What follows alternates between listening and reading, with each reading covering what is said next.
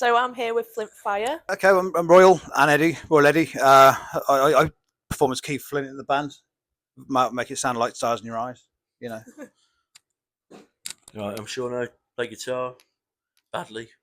That's up for debate, isn't it? I'm Connor. I'm in sort of the role for Liam Hallett, so I play keys and track, that sort of thing. I'm Dom, and at the moment I'm the deputy drummer, covering a few shows up until next year at least, maybe some more. So how long have you been a Prodigy tribute band? We started this one off like last year. Keith passed away in 2019, and people want to see Keith in the tribute world still, you know. So I thought, well, I really enjoy what I do and stuff, and you know, I was literally writing a set list on like post-it notes, you know, like in the day, and it was like, well, you can do like all the Keith stuff that's not around now, you know, like that real Prodigy won't do sort of thing, and like the other lot won't, and then you know we've got the flexibility to sort of do other songs as well, sort of like put parts of other songs in and that. So post-it notes became like 2 or 3 post-it notes, and it's like, yeah, we've got loads to do. So how do you capture the raw energy and genre blending nature of the music in your performances? I honestly think it's about having like the live guitar and the live drums. Like I think that just it massively amplifies it, because it is that punk energy that you need on stage, and then you need a wild frontman like Eddie to do it. Do you know what I mean? And perform it well. I think that's where it gets the energy from. And then just like the risks that we take with the tracks and stuff. Like we play some stuff that people might not expect. Yeah. Which album or era of the Prodigy's music do you find the most challenging to recreate live, and why? Well, we're sort of limited to what we can do, because we want to try and include Keith's, like his history and his back catalogue of tracks as well as we can. So like we're sort of limited to Fat of the Land, Invaders Must Die, all that sort of stuff. The early stuff we don't really do. We prefer to do the Keith stuff because we are a tribute to Keith.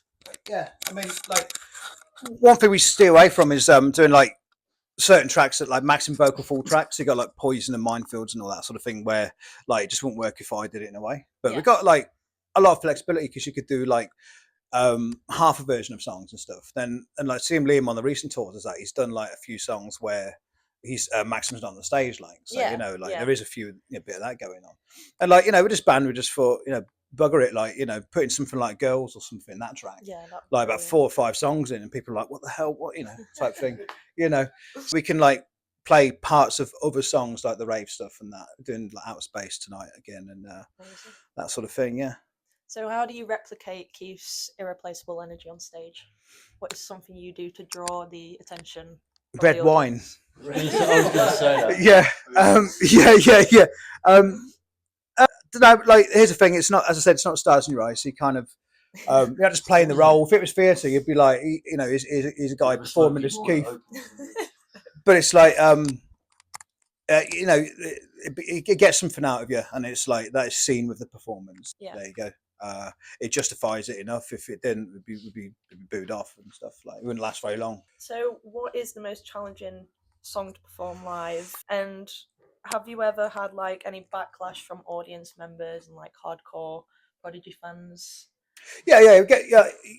People that are out, like tribute bands are predominantly like a UK thing, I'd say. So like I think like in countries where they don't have tribute acts, really there's like this thought of like, that's a guy sort of playing that role, why should we be doing that, and welcome type thing. From a guitar point of view, there was a lot of the tracks didn't have any guitar on them on the records, so I've been free to come up with my own parts and write my own stuff for it. Really, if it's too hard for me to play, it's my fault.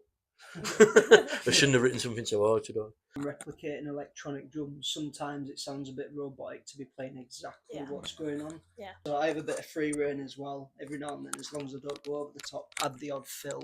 Those are the sort of things that keep it sounding live as well. It gives it that energy as well that you wouldn't hear on the album.